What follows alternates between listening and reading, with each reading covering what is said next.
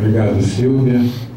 Agora, eu vou chamar a arquiteta Érica Moricone para falar mais sobre as questões de proposta para diretor para a área de habitação também.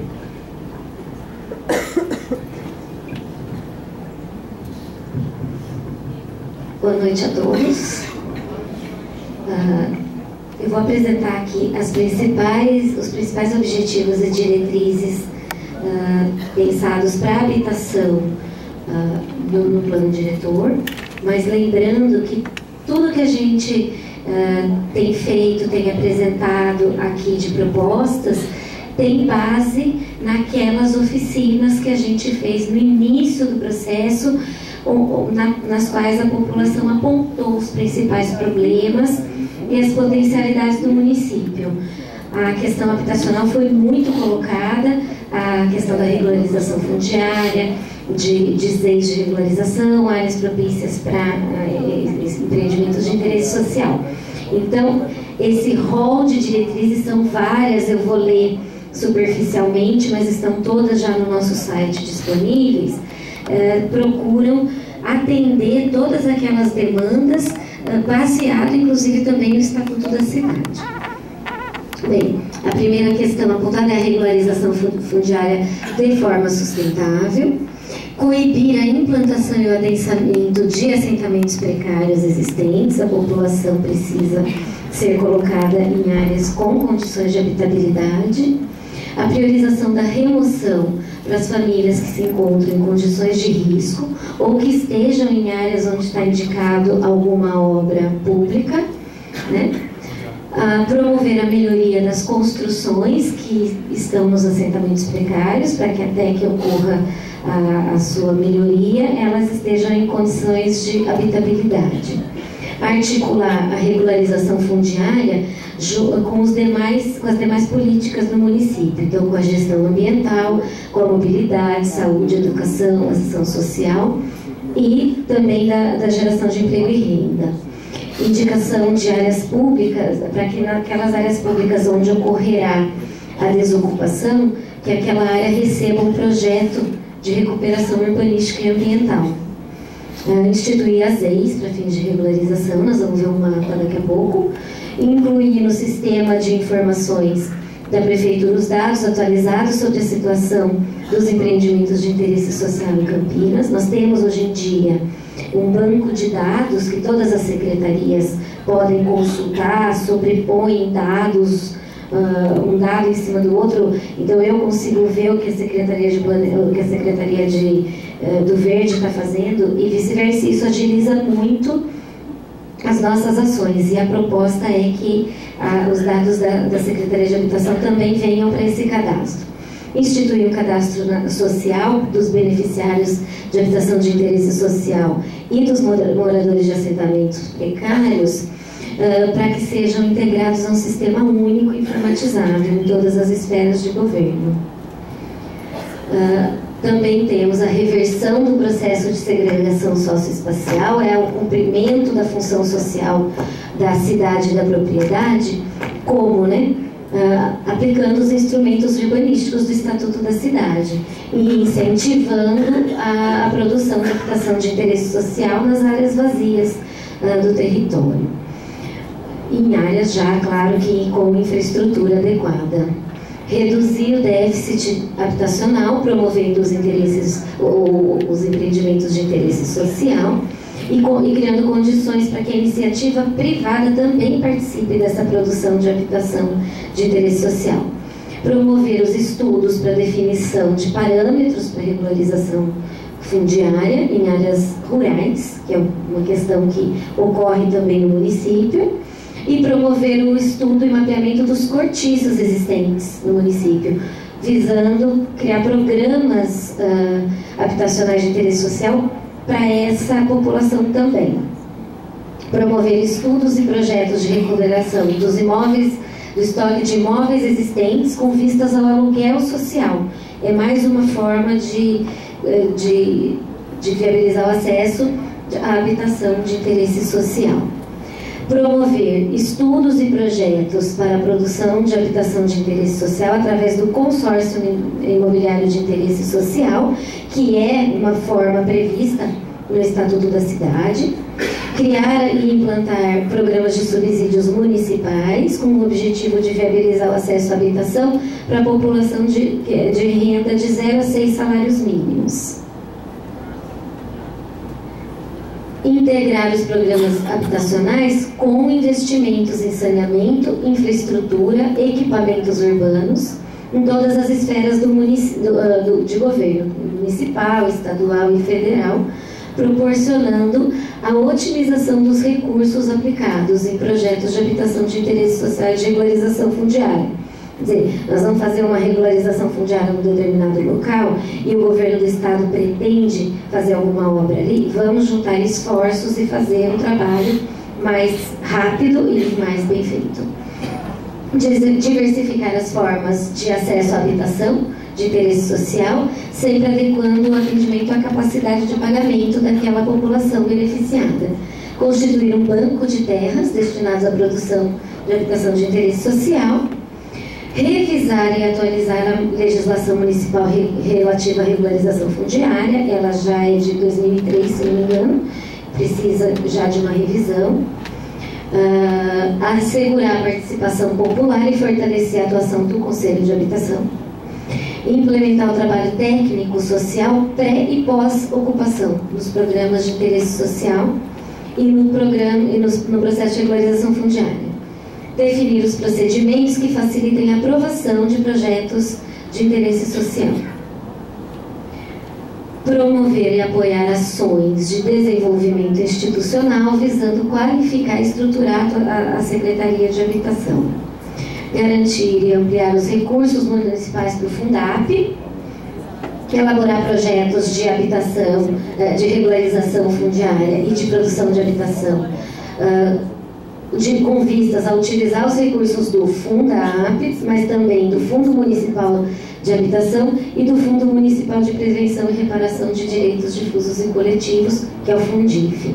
Promover a regularização fundiária do loteamento Superete Íris.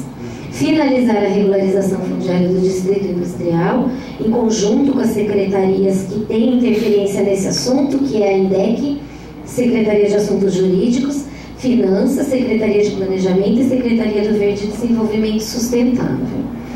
E admitir a regularização fundiária em APPs urbanas ocupadas até 31/12/2007, desde que estudos técnicos comprovem que essa intervenção implica na melhoria das condições ambientais em relação à situação anterior. Essas são as diretrizes em linhas gerais, isso está tudo colocado já lá no nosso site, do planodiretor.campinas, para que vocês possam consultar. As ZEIs, que são as Zonas Especiais de Interesse Social, são aquelas demarcadas nas áreas onde está se propondo a regularização fundiária, né? Então, nós temos aqui dois tipos de ZEIs. As amarelinhas são as ZEIs, áreas passíveis de regularização, que não dependem da atuação de outros níveis de governo. E as ZEIs em abóbora aqui são aquelas que, por algum motivo, precisam da interferência do governo do estado ou do governo federal. Então, aqui, por exemplo, o Recanto Fortuna, ele está sob a curva de ruído do aeroporto de Guimarães, então precisa de uma tratativa com o governo do estado para definir as condicionantes para essa regularização. O mesmo acontece aqui às margens do leito férreo, né? Essas condicionantes precisam ser delineadas em conjunto. Mas existe também a área do entorno do aeroporto, que está sendo colocada como uma área de requalificação. Nós temos aqui detalhar o plano urbanístico para definir as ações todas que serão tomadas nessa região, para que a população que consiga permanecer aqui, pelas questões de curva de ruído, etc. e tal, tenha uma condição digna de habitabilidade. Está sendo propostas áreas de empreendimento de interesse social. São áreas ainda não ocupadas, próximas daquelas ZEIs, né, das Zonas Especiais de Interesse Social, destinadas a produção de moradia, tanto para as possíveis remoções que vai ter naquelas regularizações, porque quando você vai fazer uma regularização, nem todo mundo fica do jeitinho que está lá. Às vezes você precisa remover algumas pessoas para fazer algumas vias de passagem, etc. Então, essas áreas são destinadas a essa situação, mas também é permitido o empreendimento de interesse social na cidade como um todo, né? Essas áreas são as áreas demarcadas para que esses empreendimentos sejam incentivados. E, pode passar? Nessas áreas, o que nós estamos propondo para essas áreas em azul?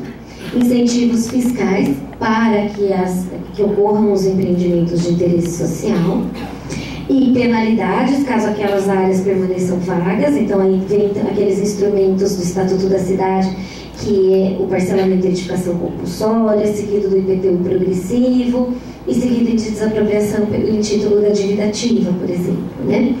Quando a área não for utilizada para empreendimentos de interesse social, fica valendo o zoneamento que existe naquela área. Qualquer que seja o empreendimento que ele for fazer, que não é um empreendimento de interesse social, ele tem que pagar a outorga onerosa, que é uma taxa que é cobrada para empreendimentos que não de interesse social, que está sendo proposta essa cobrança do plano. Porém, quando for edificado o empreendimento de interesse social, nós estamos propondo essa proporção. 40% do empreendimento para a população de 0 a 3 salários mínimos. 30% para a população de 3 a 6 salários mínimos, para que a gente tenha uma mescla de classes sociais, uma mescla de cultura e de tipos de comportamento dentro de um mesmo empreendimento. E como forma opcional, até 30% com empreendimentos para mercado popular, ou seja, acima de 6 salários mínimos. Também estamos propondo uma porcentagem da gleba destinada à área comercial de comércio popular. Aqueles box para algumas atividades, cabeleireiro, uma padaria, algum comércio de atendimento para essa população do empreendimento. Nas áreas não demarcadas como a ex, como eu disse, pode ser feito empreendimento de interesse social na cidade como um todo. E para que a gente incentive que isso aconteça de uma forma global na cidade, serão aplicados incentivos fiscais. Nas APGs, nós dividimos a cidade, nós vamos ver no próximo mapa, em diversas áreas, em 17 pedacinhos, né? E um dos pedacinhos é a APG do centro, a área de planejamento e gestão do centro. Nessa área e ao longo dos eixos de mobilidade, nós estamos propondo que, além dos incentivos fiscais, seja dada a isenção da outorga onerosa para habitação de interesse social. Por que nessas áreas? Porque são áreas já infraestruturadas, bem localizadas, e que interessa que a gente tenha habitação de interesse social. Aqui é um apanhado geral, né? Uma somatória de tudo que a gente falou. Então, em amarelinho estão as leis de regularização 1, em laranjinha as leis de regularização 2, aqui em roxinho a área de requalificação do entorno do aeroporto, e todos esses roxinhos, azulzinho, né? Esses azuis, aqui é a APG do centro, tá?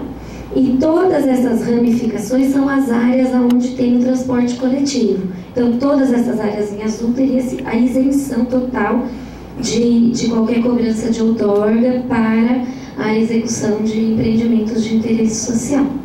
Em linhas gerais, era isso que a gente tinha para apresentar. Qualquer dúvida? Oi? Acabou. Falta um, acho que passou aí. Estamos também colocando como diretrizes, né, a revisão do Plano Municipal de Habitação, que foi aprovado em 2011, a revisão da legislação da regularização fundiária, como eu já falei, revisão da lei de ex, que precisa de bastante aprimoramento, a formulação de uma lei específica para o aluguel social em imóveis oriundos de dação e pagamento de dívidas. Então, esses programas complementam aqueles objetivos e diretrizes propostas. Tá bom? Obrigada. Obrigado,